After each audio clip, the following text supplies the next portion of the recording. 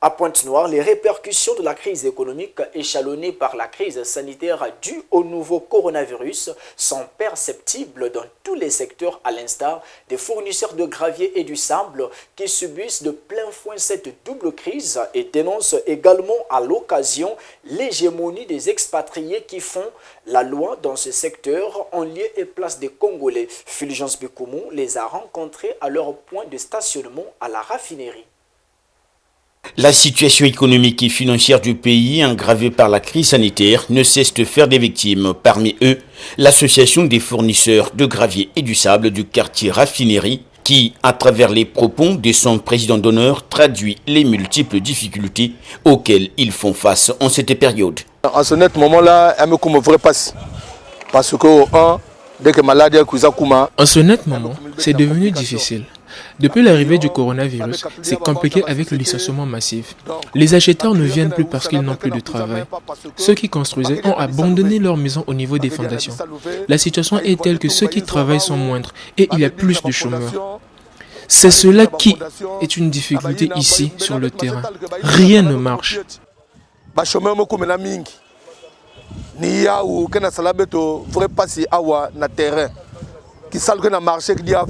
Hormis la baisse du pouvoir d'achat dans ce secteur informel, pourtant porteur dans la chaîne des valeurs, un chef de famille dénonce les manœuvres des expatriés qui, si l'on sait dire, sapent le travail au détriment des Congolais et de leurs descendants.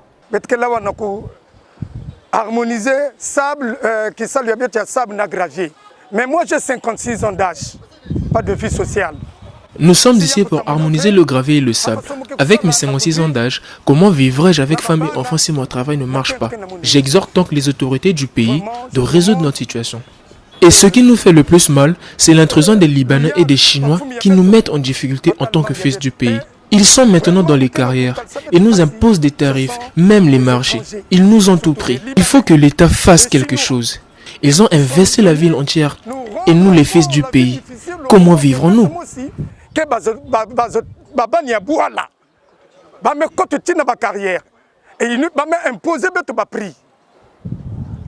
faudrait que le Yalo, Taliao, ils sont maintenant dans toute la ville de Pointe-Noire. Mais nous-mêmes les citoyens, peut-être que c'est la façon de vivre. Des fournisseurs aux intermédiaires, même jusqu'aux chauffeurs transporteurs, chacun pointe du doigt selon l'intérêt dans la chaîne de valeur. Toutefois, mais sauf que nous venons ici tous les jours pour assurer la vente du gravier et du sable. Seulement le chargement peut traîner dans le véhicule 2 à 3 jours. Il n'y a pas de preneur.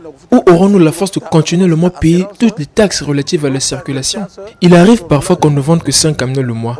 Le patron aurait-il suffisamment de cœur pour me payer le mois entier afin que je vive mieux avec ma petite famille? Déjà, les frais de scolarité ont augmenté. Comment vivrons-nous dans nos foyers?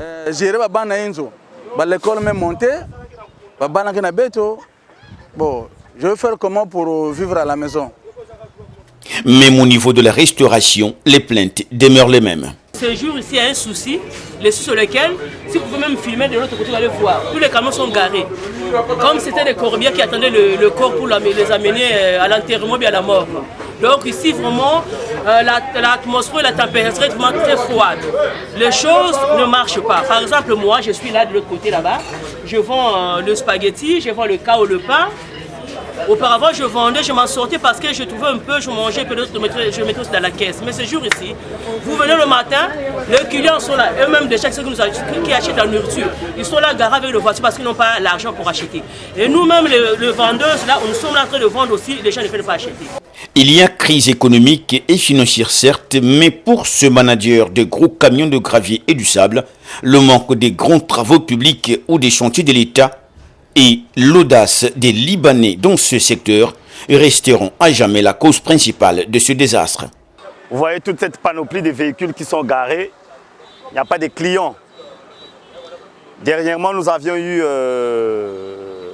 le projet Djurcap, quartier Kilote, quartier Mouyonzi. Et ça a facilité certains véhicules. Ça a été bien, mais ça n'a duré que 6 ou 7 mois, je crois. Depuis que ça a pris fin, il n'y a pas eu un grand chantier au niveau de l'État pour mobiliser tout ça. Les grands travaux, c'est-à-dire des grands chantiers, c'est un atout pour la population. Ça fait marcher le sable, ça fait marcher le gravier, ça fait marcher les ouvriers, les planches, au niveau des quincailleries, donc tout bouge. Comme il n'y a plus de grands chantiers, tout est en arrêt. Et vous voyez tous ces jeunes, ils sont à la traîne. C'est des gens qui partent avec 2500, 3000 francs à la maison. Actuellement, il n'y a plus rien, tout est mort.